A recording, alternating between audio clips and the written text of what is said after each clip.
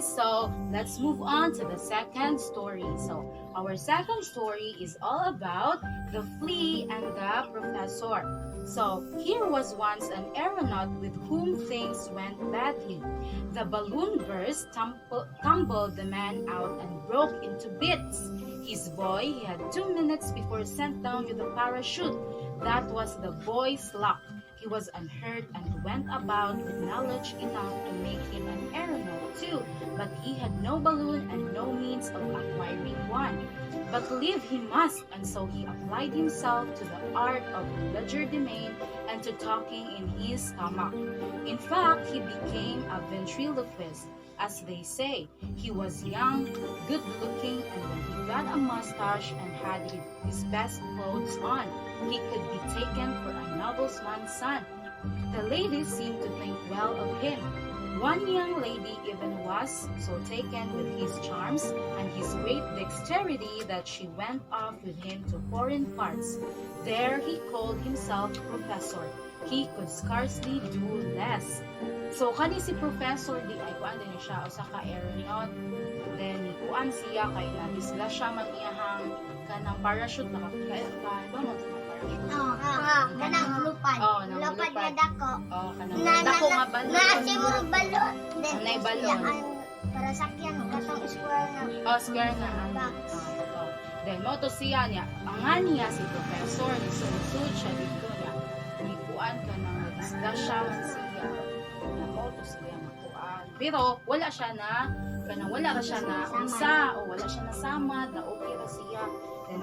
His constant thought was how to get himself a balloon and go up into the air with his little wife, but as yet they had no means. "They'll come yet," said he. "If only they would," said she. "We are young folks," said he, "and now I am professor." So nga niya kay si professor na siya. She helped him faithfully, sat at the door and sold tickets to the exhibition, and it was a chilly sort of pleasure in winter time. She also helped him in the line of his art. He put his wife in a table drawer, a large table drawer, and so was not in the front part. Quiet and optical illusion to the audience. But one evening, when he drew to the drawer out, she was also out of sight to him. She was not in the front drawer, not in the back one either. Not in the front drawer, not in the back, and not in the house itself, nowhere to be seen or heard. That was her feat of legerdemain, her entertainment. She never came back again. She was tired of it all, and he grew tired of it. Lost his good humor, could not laugh or make jokes. And so the people stopped coming.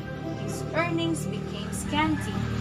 His clothes gave out, and finally he only owned a great flea, which his wife had left him, and so he thought highly of it. And he dressed the flea and taught it to perform to present arms and to fire a cannon off, but it was a little cannon. The professor was proud of the flea, and the flea was proud of himself. He had learned something and had human blood, and had been besides to the largest cities, had been seen by princes and princesses, had received their high praise, and it was printed in the newspapers and on placards. Plainly, it was a very famous flea and could support a professor and his entire family. Just as soon as the flea had presented arms and fired off the cannon, she was so enraptured with him that she said, "Him or nobody." She became quiet, wild with love, and was already wild in other ways. "Sweet little sensible child," said her own father. Not well said by a little princess when talking with her father, but she was wild. She set the flea on her white hand.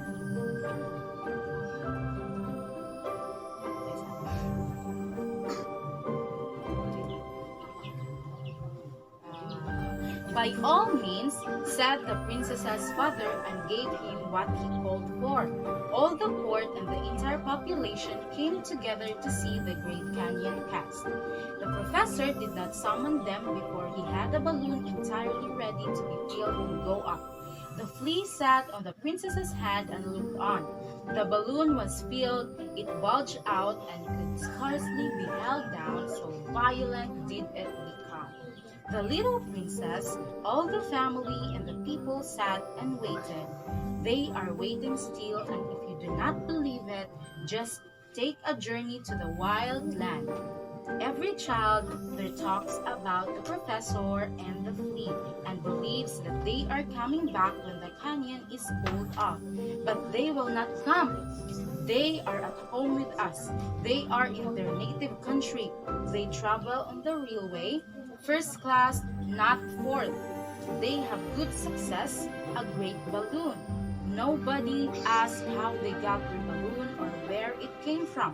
They are rich folks now, quiet, respectable folks. Indeed, the flea and the professor. So that's the end of our second story. Yay!